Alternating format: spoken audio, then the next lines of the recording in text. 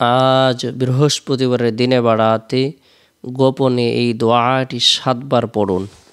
গাইবি রিজিক আসবে, যা চাবেন তাই পাবেন, কঠিন বিপদ দূর হবে, দোয়া কবুল হবে।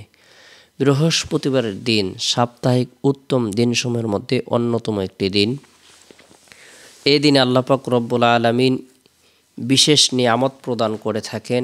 আসমানের সকল দরজা উন্মুক্ত করে দেন, সারা পৃথিবীর সমস্ত মানুষের আমলসমূহের রিপোর্ট পেশ করা হয়ে থাকে। এই দিনটিকে স্বয়ং নবী করিম সাল্লাল্লাহু আলাইহি সাল্লাম গুরুত্ব দিতেন। আমরাও যদি এই দিনটিকে গুরুত্ব দেই, এই দিনে নফল ইবাদত বন্দেগী করি, নফল নামাজ পড়ি, কোরআন তেলাওয়াত করি, জিকির আজকার করি, তাসবিহ তাহলিল পাঠ করি, রব্বুল আলামিনের দরবারে রুনাজারি করি, আল্লাহ পাক রব্বুল আলামিন আপনার আমার জীবনের সকল পেরেশানিকে দূর করে দেবেন, গায়েবী সাহায্য প্রদান করবেন। গুরুত্ব সহকারে বরকতপূর্ণ এই দিনে ফজরের নামাজ সম্পূর্ণ করার পর অনাকাঙ্ক্ষিত বিপদ থেকে, মুসিবত থেকে বাঁচার উদ্দেশ্যে রাসূলের শিখানো বরকতপূর্ণ এই দোয়াটি 3 বার পাঠ করব, আমল করব।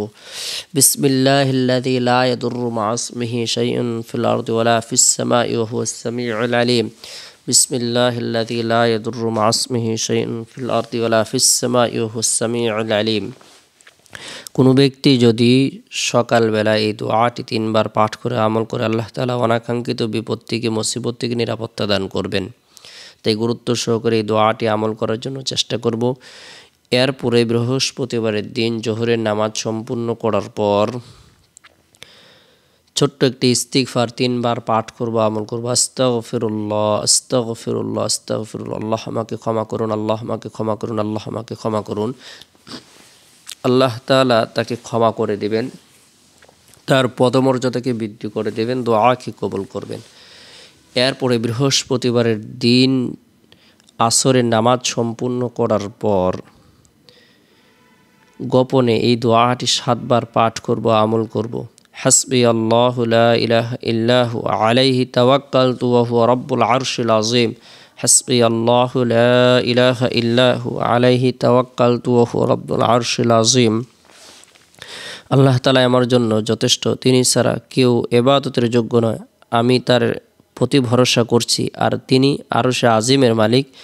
যে ব্যক্তি সকালবেলায় এই দোয়াটি 7 বার আমল করবে এবং বিকালবেলায় এই দোয়াটি 7 বার পাঠ করবে, দুনিয়া এবং আখিরাতের কাজ তার জন্য যথেষ্ট হয়ে যাবে।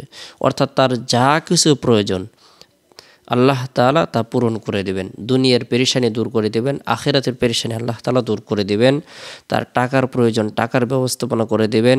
শারীরিক সুস্থতার প্রয়োজন, আল্লাহ তাআলা শারীরিক সুস্থতা প্রদান করবেন। মানসিক পেরেশানি দূর করার প্রয়োজন, আল্লাহ তাআলা মানসিক পেরেশানি দূর করে দেবেন। তার আশা আকাঙ্ক্ষাকে পূরণ করে দেবেন। এরপরে বৃহস্পতিবারের দিন শেষ হওয়ার পর যে রাত আসে, এই রাতটি হলো বরকতপূর্ণ একটি রাত। এই রাতের মধ্যে বিশেষ করে আমরা যারা কোরআন পড়তে পারি, আমরা নিয়মিতভাবে প্রত্যেক রাতে সূরাতুল মুলক আমল করব। তাবারাকাল্লাযী বিয়াদিহিল মুলক ওয়া হুয়া আলা কুল্লি শাইইন কাদির। যে ব্যক্তি গুরুত্ব সহকারে সূরাতুল মুলক তেলাওয়াত করবে, আমল করবে, আল্লাহ পাক রব্বুল আলামিন তাকে কবরের ফিতনা, কবরের সওয়াল জবাব, কবরের আযাব থেকে নিরাপত্তা দান করবেন। তেলাওয়াতকৃত সূরা, পাঠকৃত সূরা তেলাওয়াতকারীর জন্য, পাঠকারীর জন্য রব্বুল আলামিনের দরবারে সুপারিশ করবে। গুরুত্ব সহকারে সূরাতুল মুলক তেলাওয়াত করব। আমরা নিয়মিতভাবে প্রত্যেক রাতে আমল করার জন্য চেষ্টা করব। যথাসময়ে আল্লাহর নাম নিয়ে আমরা ঘুমিয়ে যাব। আল্লাহ পাক রব্বুল আলামিন আমাদের সকলকে বুঝার, আমল করার, গুনাহ থেকে বেঁচে থাকার, নেক আমল করার তৌফিক দান করুক। সকলে ভালো থাকুন,